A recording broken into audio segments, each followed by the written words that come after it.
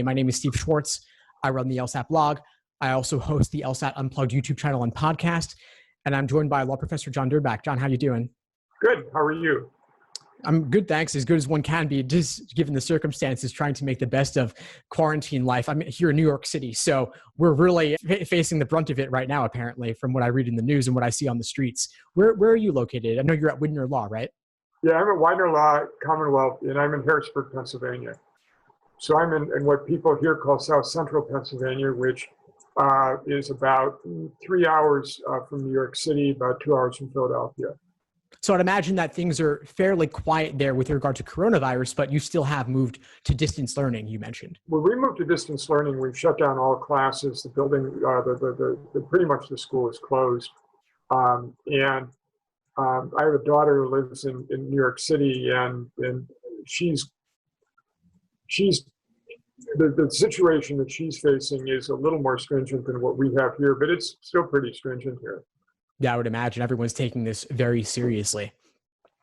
So anyway, I don't want to make the whole focus of tonight the coronavirus, of course. I know I want to look ahead to the future a bit. And so what I have on the agenda for tonight is that we'll speak a bit about law school selection. And I'm especially interested to hear your thoughts about choosing a law school when one cannot visit. I know a lot of admitted students' weekends were canceled, and some folks just can't visit a school anyway, given the logistical barriers involved.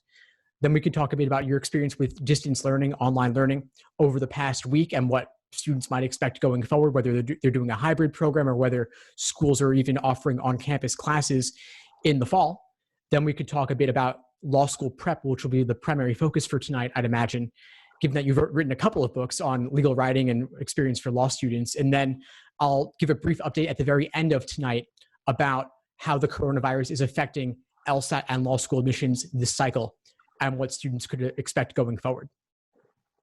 So first off, law school selection. What are your thoughts on that? And, so many students have reached out to me saying they can't visit campus. Admitted students' weekends were canceled. How can they decide to choose a law school when they can't even visit? What are some factors in your experience that students might want to consider? Well, that's interesting because you see, in my experience, I do remember picking a law school, and I remember the process that I went through for that. And I do remember that it ended with a visit. The biggest mistake I think you can make picking a law school is saying, well, I want to get in, I'll look at the U.S. News rankings and I'll go to the very best school, get into the very best school I can get into. Because I don't think there is a right answer to the question of what is the best law school.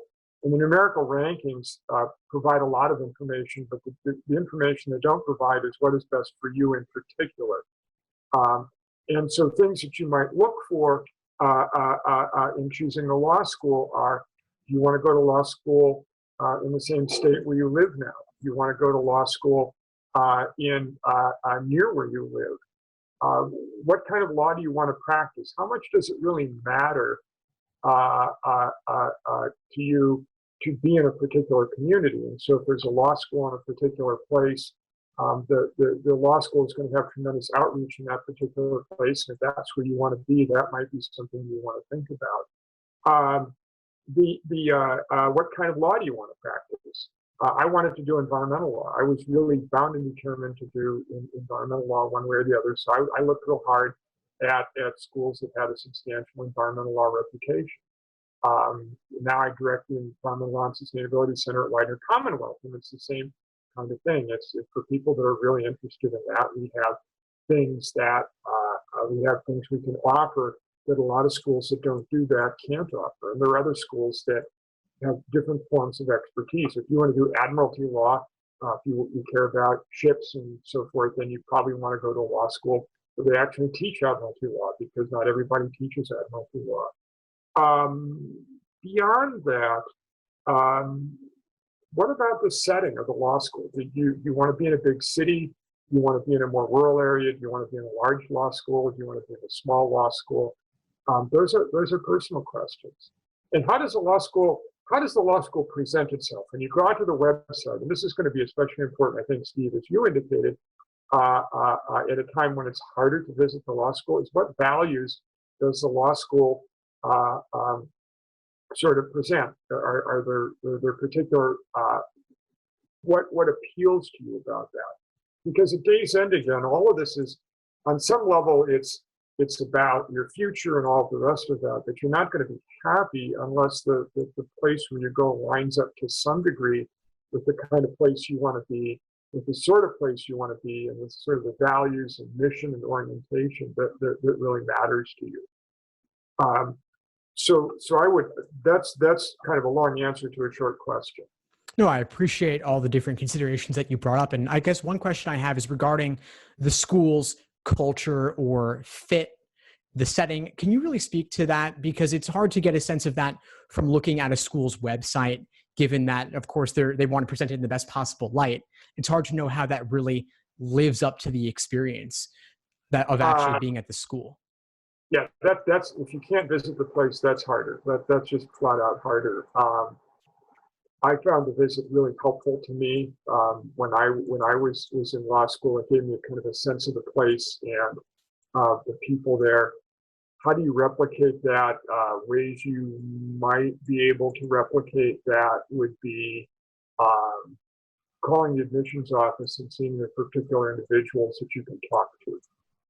Okay. That's a good idea. So contact admissions and have them put you in touch with a couple of students. Yeah, and frankly, I mean, in all of these, call the admissions office and say, this is the bit of information that I can't get, I'm not getting, I want to get it, can you help me find it somehow? And you know, the admissions office is going to find people that feel pretty good about the law school and all of that. But a lot of the folks that you talk to, again, this is like college visits, you know, are not propagandists for the institution. They'll tell you what their experience is. So, of course, and even if the students that you get from the admissions office give you one thing, you could also go into a Facebook group or another online community to find students at the school who were not provided by the admissions office directly to get a more unfiltered take, possibly. Yeah, that's exactly right. That's exactly right. I'm seeing a couple of chat questions. Do you want me to respond to any of those? Yeah, sure. Let's touch on one. One of them was about pursuing criminal law in Georgia. I'm not too familiar with that. I don't know whether you are, but I'd imagine that looking online at lists of rankings and details there might be useful. Do you have any insight into that? Yeah, I mean, I think we figure out what the law schools in Georgia actually are. You see what they're teaching. And the other thing that you can do beyond all of that is you can talk to practitioners, talk to people who do criminal law. They're not that hard to find. You can in your particular community, or just network and find them and ask them. You know, I want to practice criminal law in Georgia. You know, what's your experience about schools? You know, the Georgia schools that are really good at that. And I would ask not just one person, I'd ask as many people as I could find. Yeah, I'd imagine that an applicant could even contact 10 or 20 criminal law attorneys in Georgia, perhaps in Atlanta or another city that the applicant wants to practice in, and just email them all and reach out and say, hey, what school did you go to? Or look on their sites and see what school they went to, and then ask them for just a quick 5 minutes or a quick email response. Yeah, and I mean, the one thing I'll say about networking to find that kind of stuff is we'll go back and use the Georgia example. Is if you talk to, I don't know, Jane Gomez, okay, in Atlanta, and you have a conversation with her about, you know, practicing criminal law, send her an email thank you when you get done with that conversation. Certainly. And don't hesitate to ask her for other people that you might talk to along the way.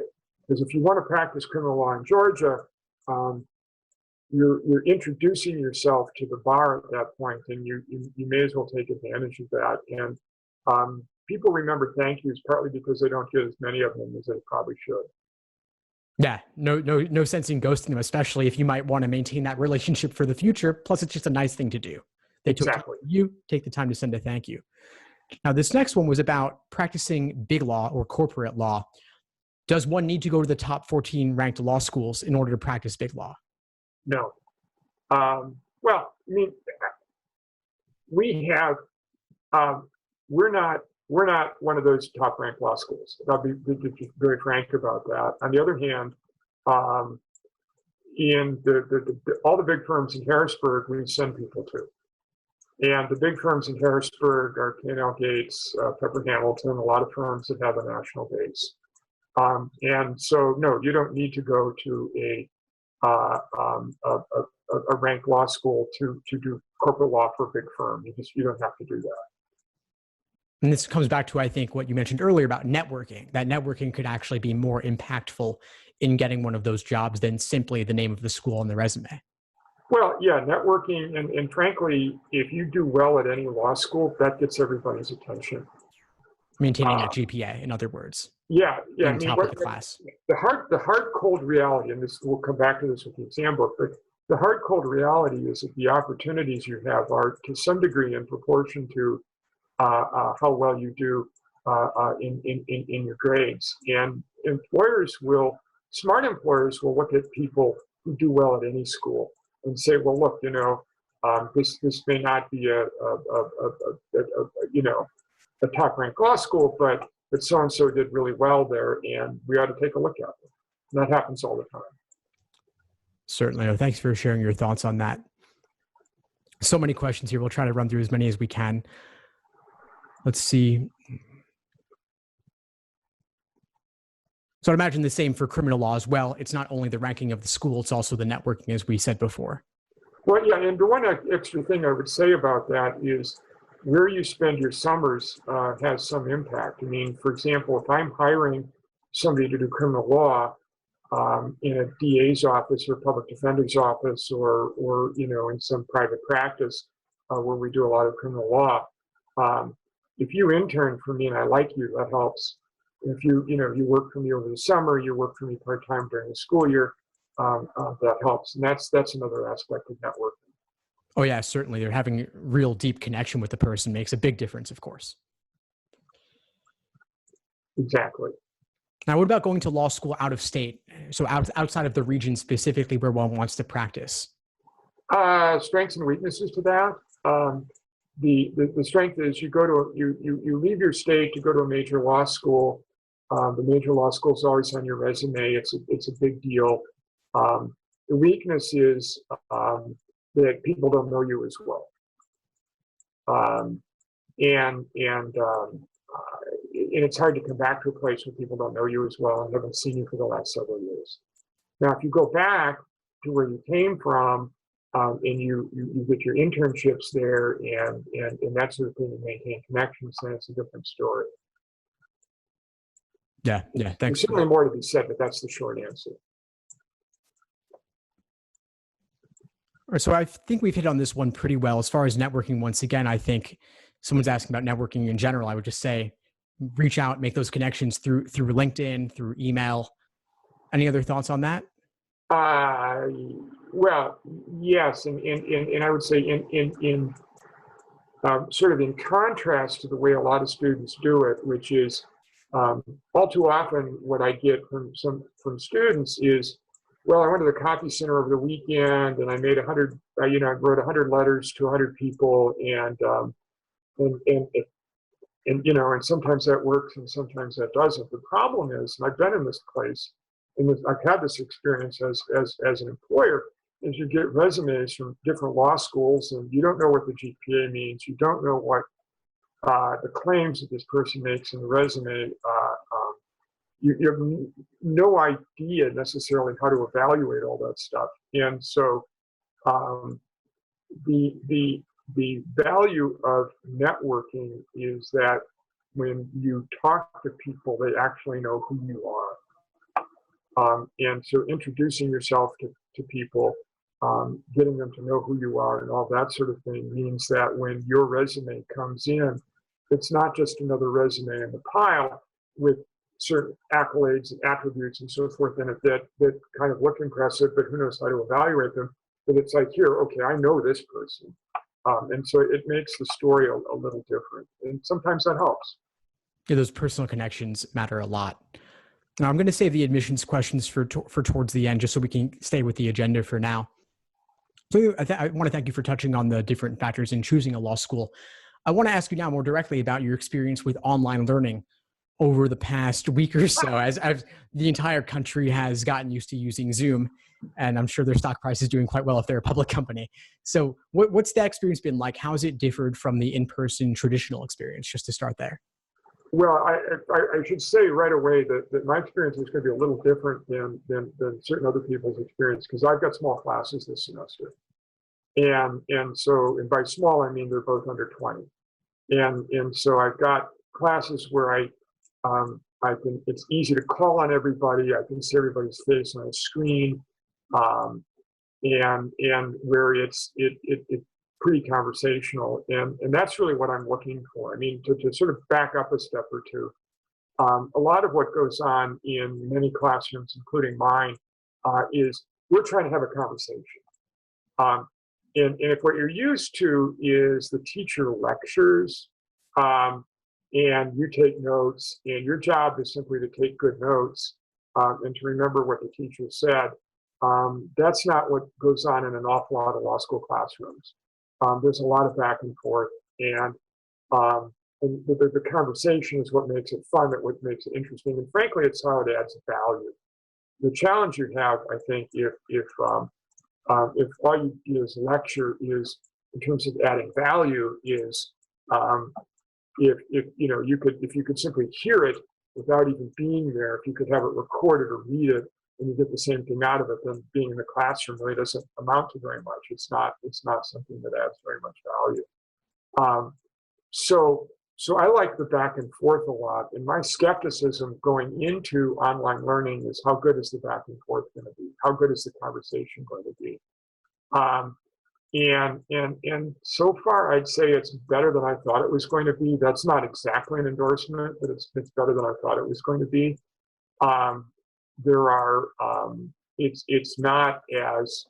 It's not the kind of learning desert that I was afraid it could be. And I haven't had yet to relearn everything relearning how I teach. I can still teach pretty much the same way I've always taught, which is pretty good on my end. There are some interesting things that go on. You see students that have cats crawling in their lap. You see students, you hear the kids screaming in the background occasionally. I mean, and what you get is, okay, this is a place where people can, where they can learn, but this is also a place where distractions can occur. And the thing that I worry about, the thing that we all worry about, is how much learning is really going on. You can be sitting in front of a computer and you can be pretty checked out, frankly. It's easier sitting in front of a computer to be doing something else, to be reading email, to be apparently there, but not quite there, or maybe not even very much there. And we worry about that a lot because the quality of the learning experience is what really matters. And so what we're all looking for is how to enhance the quality of that experience. And what happened over the next number of weeks and months is, I think a lot of us are going to get much better at this. But that's my reaction 1 week in. That makes a lot of sense, and I'm glad to see that it hasn't been too different on your end. But for the students, it sounds like it might require a bit more self-motivation on their part to really make it a focus and not have several different browser tabs open and kind of switching between them and half listening. Well, that's right. And the other thing, though, is beyond that, what I'm seeing is, and we had some pretty frank conversations tonight, is that in the classroom, for all the different things that you can say about the classroom, at least when you're in the classroom, you can you're not distracted by all the other stuff that goes on. And so, if you're a single mom with 2 kids, you've got to deal with that. Okay, if you've got a pet at home, you've got to deal with that. If I don't know, different things like that. And so what it sensitizes me to is that some of the learning environments that some of the places where people live and may not be the most conducive to a good learning environment. Right. So it might require help from someone else to keep the kids busy for that hour and a half or so, just so that their learning can go on uninterrupted under ideal circumstances, of course. Right. Yeah, I really relate to what you said about the small classes that you've got going on this semester, though, because one of the things I do as part of my LSAT courses, and we actually have one of these group coaching sessions coming up immediately after this conversation right now, is we'll have a group of about typically 5 or 6 people. We'll all be on video, so we're engaged. Everyone in the room has their video on. They're engaged. we're having that kind of back and forth seminar style conversation. And to me, that's really the ideal. I wish everybody could experience that, because the small group setting with the conversations, to me, that's where the really real learning happens, almost like a Socratic method style sometimes. Well, that's exactly right, and that's what I like. And you can figure out if people don't understand something, you can respond to their questions in a pretty direct way, and you can figure out pretty quickly what people are getting and what they're not getting. And in a smaller class, that's easier. It's in a bigger class, it's harder, but it's also harder even if you're in the classroom. It's harder. You have a big class, and people can, there's a certain safety in numbers. If you're not really paying attention, you're not totally engaged, you might not get called out on that. And if you're not really, then you might not be as motivated in big class because you're not getting called on it, because you're not having to with you directly as much. Yeah, we had an interesting conversation, comment in the chat here from Emily asking about CLE style software that requires attentiveness. It was like calling and checking in to require that the student was paying attention. I haven't seen that software, but I'm going to take it back to the people here because of her question. I mean, the CLE stuff that I've seen, I've been at plenty of CLE. And could you just clarify what CLE is for everyone? Okay, I'm sorry. CLE is continuing legal education. What happens, I'm in Pennsylvania, we have to have every year, in order to maintain our bar membership, and I'm a proud member of the Pennsylvania Bar, we have to get so many hours of continuing legal education. That's just how it goes. And so you have continuing legal education providers. The Pennsylvania Bar Association, for example, is now replaced the Pennsylvania Bar Institute as a CLE provider. What that means is they offer different courses and programs and that sort of thing. And I speak at a whole bunch of these. Most of them that I speak at are live, but I've seen some pretty checked out people who are just putting in their time and even live. And so I'm interested in what the CLE style software would be. And if Emily wants to send me an email afterwards, I'd be happy to follow up on that. Yeah, that would be interesting. And it sounds like a good solution. I think that most colleges and universities are using Zoom from what I see. And Zoom, they have a sort of attentiveness score for the participants, but it always shows up at 100%, at least when I download my stats afterwards. And so I'm guessing it's not totally accurate, because I'm sure that out of hundreds of people, somebody went to the bathroom once at some point, it's a reality, right? So that'd be interesting if they could implement that. Yeah, actually, now that I'm thinking about it, I saw something on Zoom earlier today that indicated attentiveness in a prior class. And I had no idea what that meant, because I don't know what they're measuring. Yeah, I think it's meant to indicate attentiveness, that people are paying attention, they're engaged, but I'm not sure how accurate those stats are. Or maybe everyone in my classes is just really engaged, which I would love to see, of course. Yeah. So anyway, let's talk a bit about the law school prep portion here. Now, you've written a couple of books on legal writing, books that are quite suitable for entering 1Ls. Could you share a bit more about those? Sure. Let's start. Let's start with a little book that I wrote some years ago that's now in a 4th edition. That's called Writing Essay Exams to Succeed in Law School, and then in parentheses, not just to survive. And what the book grew out of is my own experience teaching legal writing, and a long time ago at Wayne State Law School in Detroit. And basically the way it worked was, when you're teaching legal writing, you teach students about how to write a particular kind of document, and you go through it, and then you go through all the different pieces, you explain to them how they do it, then you have them turn in one of those documents, and you evaluate them on exactly the things that you taught them.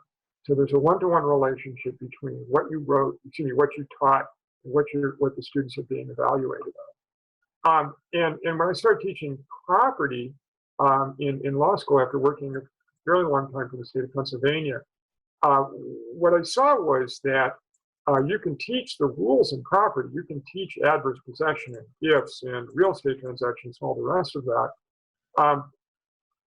But where exactly do you teach them how to write the exam or how to answer the exam question? Where do you do that exactly? How does that fit in? In other words, the exam writing process and the technique you employ for writing, for answering a law school essay exam is not necessarily anything that the students are ever taught, or that the professors that they have are even all that necessarily willing often to explain. And so you can teach the legal rules for gifts and for the statute of frauds and all this other stuff in property, but if you don't actually teach them how to write the exam, it's all for naught, or it can be all for naught. And that's particularly a problem because the essay exams are where most of their students' grades are going to be coming from. Most of the opportunities that students have are based on how well written their essay exams are. And if the students don't know how to write that essay exam, it compromises their ability to get the kind of opportunities under law school that they really want and that they really need. Now, some people will say, well, but my older brother or my uncle or my dad or my aunt or somebody in my family went to law school, and they explained that all to me. That's great.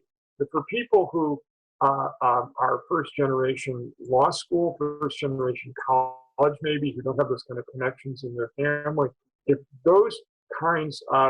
they don't have people around them to explain that, then that gets to be a real problem. And so I wrote this little book that started out as a 2-page memo, and then it turned into a 4-page memo, and it turned into a 20-page memo.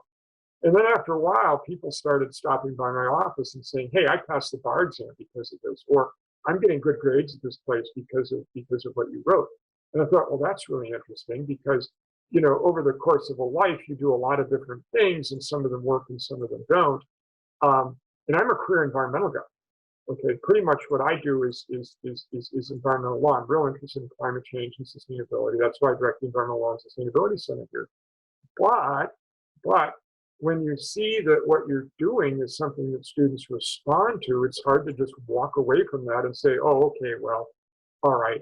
So I thought, all right, I'll put out a little book. We'll explain all of this in greater detail. And it's easily among the books that are the stuff that I've written around my school and a lot of other schools, it's easily the most popular thing I've written, or among the most popular things I've written, because it explains in really simple, basic ways how it is that you answer a law school essay exam question. And I start with the following premise, and for people who come in with a certain kind of undergraduate background, this is a novel premise. Because a lot of folks come in and they took an Asian history class, and the idea was, you know, you need to know the major events and the relationship between the major characters and what the influence of different events was and that sort of thing. And that's the kind of thing you write an essay about. And that's great. But that's not what happens in a law school essay exam. So what happens in a law school essay exam is you get a particular problem. So-and-so signs a contract to buy a house. Okay. It turns out to be a house that her famous author lived. And before she finalizes the deal, she finds that there are busloads of tourists that stop by this house expecting to look around, expecting to be catered to, expecting people to pay attention to them. And suddenly she's no longer interested in this house. That's example number one. Example number two, because they're all different. Example number two is somebody leases an apartment next to in an area that turns out to be really, really smelly during the day, sort of unbearable. And so the person leaves and says, well, to the landlord, you made the place uninhabitable. Well, okay. Does the person have a legal right to leave? And then complicate it some more. What if that person left behind, when they left their apartment, something of considerable value? And now the landlord is saying, hey, you abandoned this, it's mine now. Or take it out of the property context. There's an environmental law issue somewhere. There's a factory that's pushing stuff out into the air, it's pushing stuff out into the water, it's dumping waste out behind the property. Are they complying with all the relevant laws? And those are the kinds of questions that people come to lawyers for. People come, and now's a bad time to use doctor analogies, so I'll use a dentist analogy. If you have, if there's something in the back right side of your jaw that just hurts like crazy, and you go into the dentist's office and you say, hey, I'd like, can you fix my problem? You don't want the dentist to be talking about tooth enamel and the nerve structure and what kind of teeth you have and all that sort of thing. You don't care about any of that. What you want is an answer to your question. And that's why people come to lawyers. They want answers to questions. And so what an exam question does, what a lot of essay exam questions do, is they say, here's a specific factual situation, and here's the problem that is posed. Now, what are you going to advise your client, or what are you going to advise whoever it is, okay, in terms of how to proceed? Or there's a lawsuit. How should your client respond to the lawsuit? And so what lawyers do, and what law school exams spend a lot of time on, is getting you good at thinking about particular problems and how you solve particular problems that get put in front of you, problems that you haven't seen before, problems that you may never ever thought about before.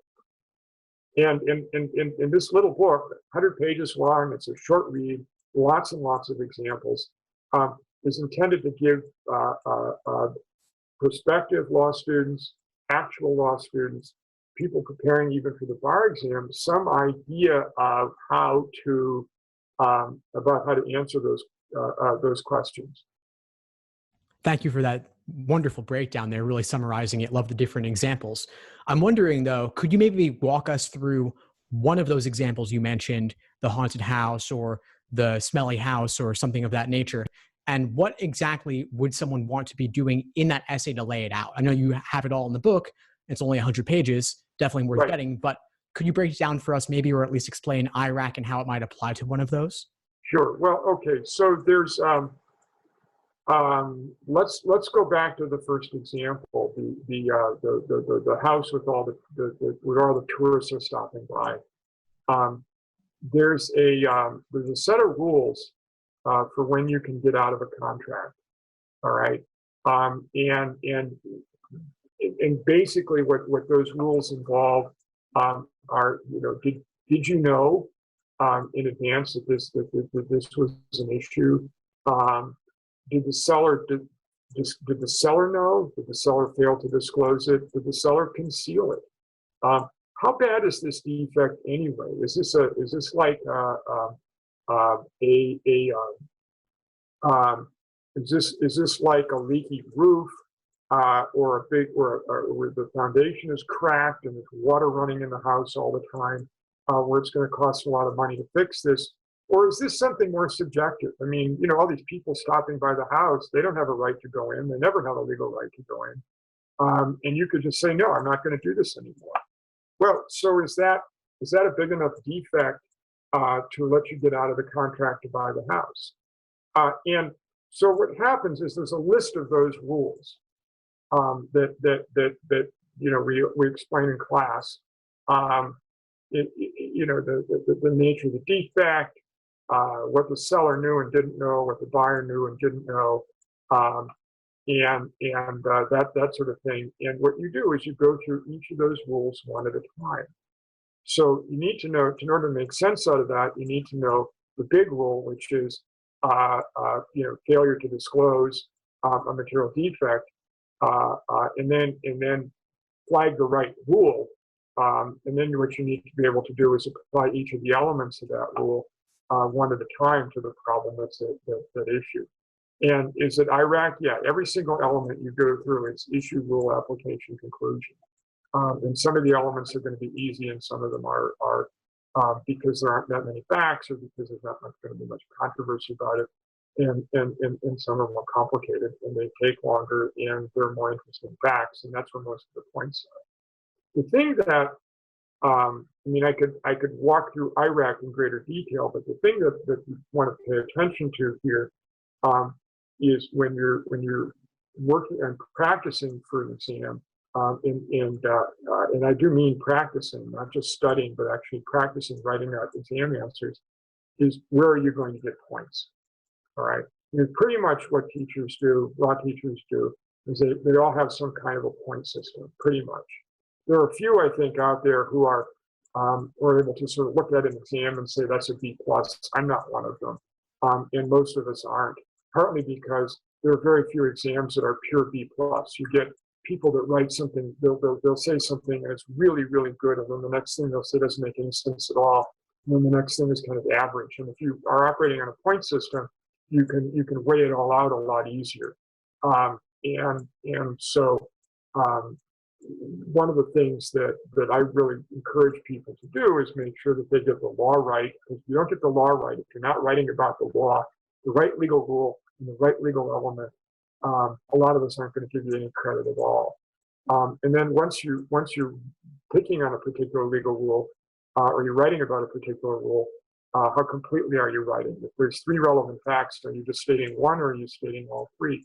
Well, if there's 3 facts out there, there's probably a counter argument. Are you stating the counter argument, or are you just making the basic argument? And that kind of thing is how you begin to get more points. And so people who tend to get all the right rules, who get all the right elements of each of the rules, who write most completely about the facts, who identify counter arguments, who find policy arguments, tend to do better than people who only write about, say, 1 or 2 or 3 legal rules that are at issue in a problem, only write about 2 out of the 4 elements that are at issue, only use 1 or 2 facts, and don't give you anything about counter arguments and policy arguments. So there's, and in the exams that I grade, there's a very big difference between the top and the bottom.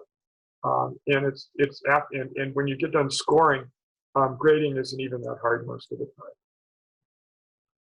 Well, it sounds like it really all comes down to being comprehensive and detail oriented, really.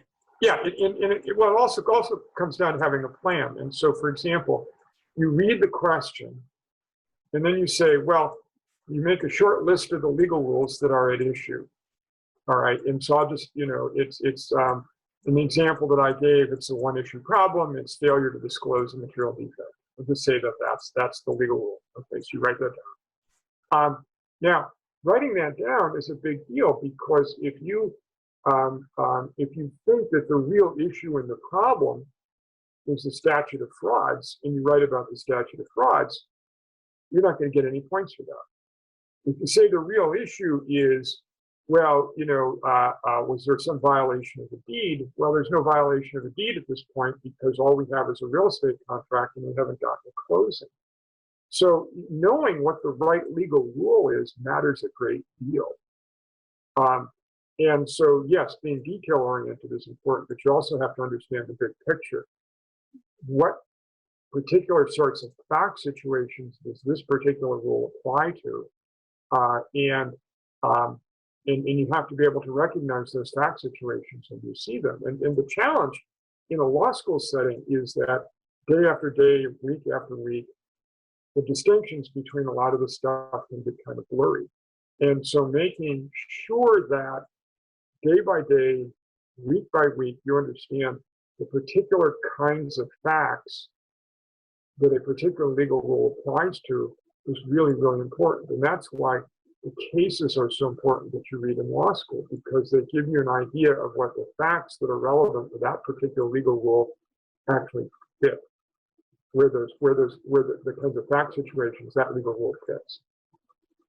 It's kind of funny. These remind me a lot of principal application questions on the LSAT logical reasoning section, where the principle is that general rule, and then we're applying it to a new situation that is somewhat parallel in nature, perhaps a more specific application of that general rule.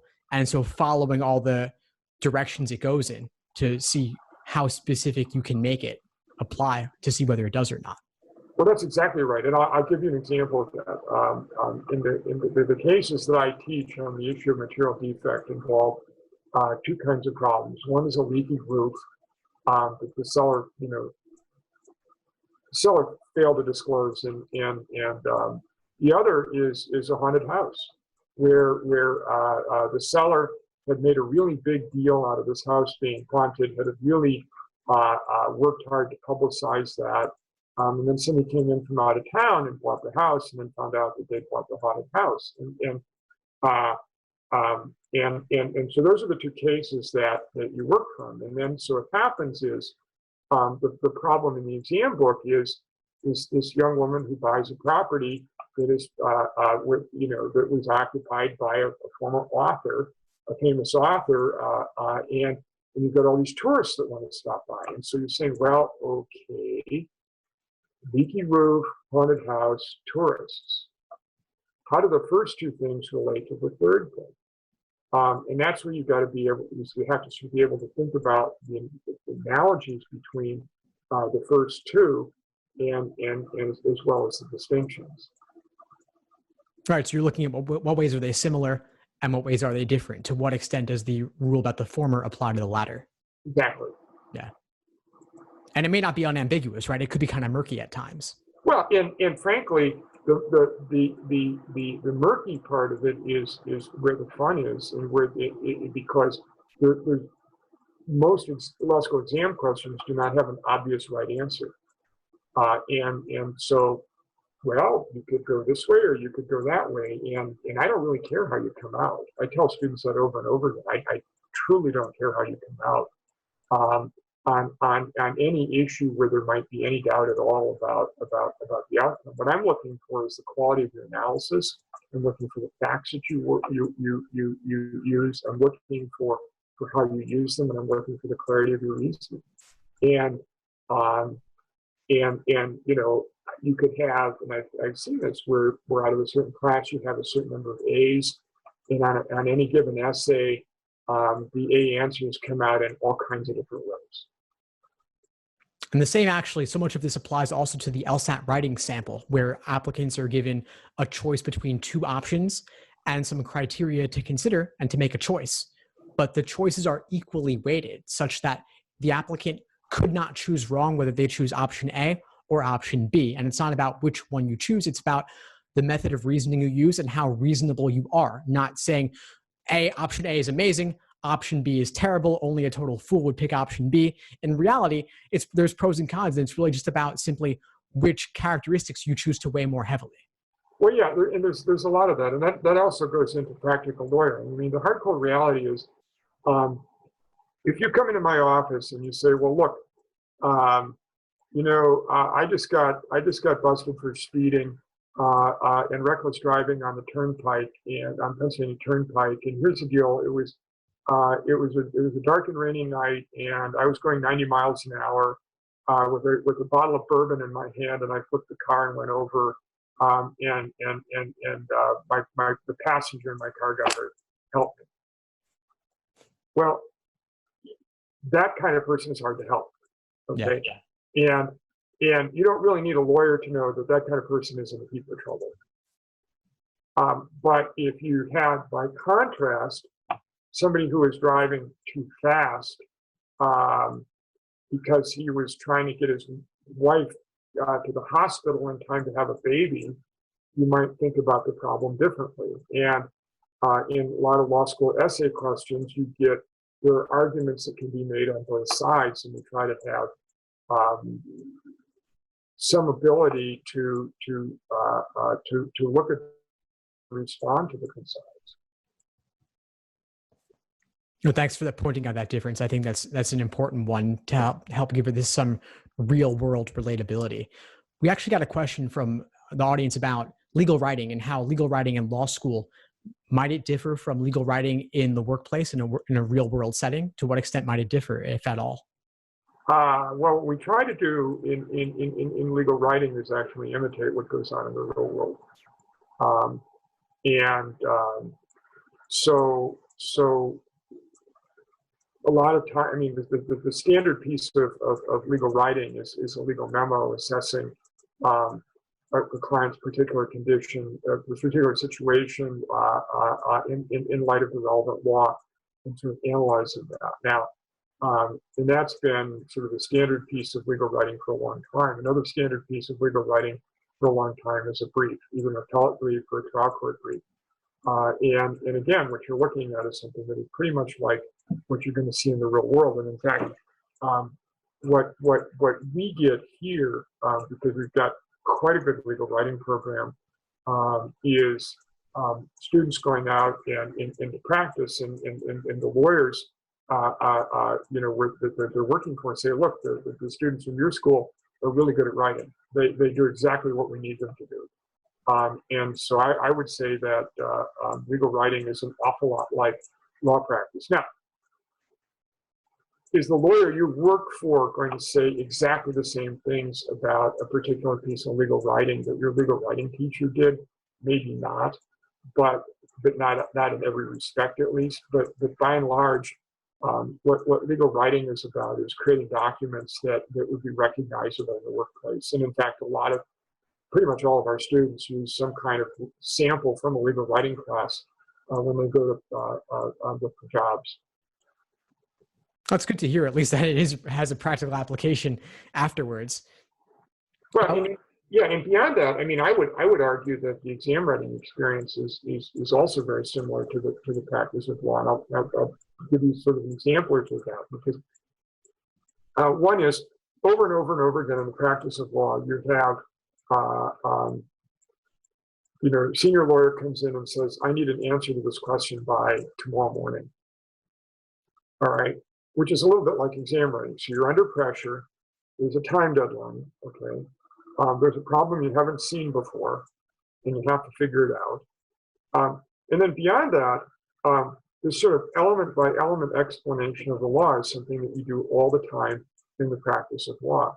You even do it in a trial. In your closing argument to a jury, for example, on a 3-element rule, you're going to be explaining what each of the 3 elements is. You're going to be explaining what the evidence showed. You're going to be explaining what conclusion you hope the jury draws from the evidence. And it's the same thing in an exam. So it largely applies. Yeah. Now, I want to thank you for your time. And before we close off, I want to just ask you a little bit about what applicants could be doing now, this summer. Let's assume that the summer coming up is the summer before their 1L. They're going to start law school this fall. You've given a lot of the picture of what law school will be like, but what might you want one of your students to know or do before walking into law school, if anything? Boy, that's such a good question. I mean, I would, law school is a really intense experience. And one of the complaints that you get, and I'm sure you've heard this 100 times, probably more often, is that you don't do anything else your first year of law school.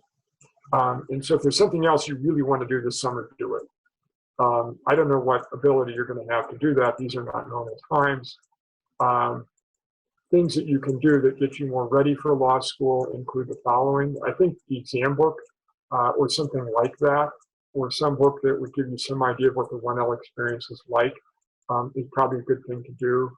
The exam book, for me at least, is the reason I recommend the exam book, Writing Essay Exams to Succeed in Law School, is because this gives you an idea of what endgame looks like. It's the second week in August, you're starting out classes, that exam you take in December. What are you supposed to do? How are you supposed to study for that? How are you supposed to get ready for that? And if you know what endgame looks like because you've actually seen this whole process explained to you, you've seen sample essay exam answers, you've seen them compared and contrasted in the appendices, then you have, in the book, then you have some idea of what endgame looks like and how to get ready for this. And so that's one thing I would do. If you have interest in practicing in a particular area of law or a particular location, I would give some really strong thought to networking with lawyers who practice in that area, figuring out what they do all day long, getting their reaction to how they like it, what they like about it, what they don't like about it. And those are the most obvious things that come to mind about spending the summer. But spend part of the summer doing something that you're not going to be able to do in the year following when you're in law school. Yeah, certainly. Make the most of the time. Well, I really appreciate your taking the time with us tonight. Just do me a favor and mention the name of your book again. Maybe type it in the chat as well for those who are interested, and then we'll shift gears and I'll give folks an update on the coronavirus as it applies to LSAT and law school. Okay, it's showing here a typed message here on my system. I'll just type it in. Yeah, go right ahead. Okay. All right, well, thanks again for taking the time, John. Really appreciate your sharing with us all of that. All right, folks. So I'm going to share a little bit with you about what's going on with the coronavirus as it applies to the LSAT and law school admissions process this cycle. As we currently stand towards the end of March, LSAC has not yet canceled the April LSAT, although I expect them to do so in the very near future. They said that they will decide by April 10th whether they will go ahead with the April LSAT or not. I expect that they will almost certainly cancel it, given that especially the virus is expected to peak in mid-April. What they did for the March LSAT was they automatically registered everybody for the April LSAT. And for the April LSAT, maybe they'll do the same going forward for June. It's hard to say. We'll see what happens. But if you are planning to take the LSAT in April or possibly June, and you want to take it sooner rather than later, I would suggest that you switch your registration now, as soon as possible, for the best possible test center. Because once they cancel April and they re-register everyone for June, whether they do or not, test centers are going to be booked up, and you're going to have a hard time finding the most conveniently located central testing centers. Of course, June might be canceled also. We really don't know. Nobody really knows how the pandemic will progress over the next couple of months. We'll see what happens. But the good news is they are letting you change your test registration without any fees associated because, of course, this is a crisis. It's not anyone's personal fault here. So LSAC did indicate ambiguity. They said that they're hopeful about April and June going forward. So we'll see what happens. LSAC has also announced that they are aggressively exploring remote testing, which I interpret to mean administering the LSAT online, which would certainly be unprecedented for them to do. But they're getting creative out of necessity here. So they might administer it online. They might do smaller, more frequent administrations. So they're just experimenting right now. We'll see what happens. They're also getting creative in that they are considering allowing applicants to apply with canceled or expired scores. Most likely, this would only apply for those who have no score on record or no reasonably good score. And as far as what good constitutes, that's really open to LSAC's interpretation. But they don't want this to be a barrier to anybody applying to law school. And so if you have no good score on record or no current score, because scores are good for 5 years, after that they are expired, then they may give you some flexibility with regard to using some old or expired scores. Again, this is all in flux.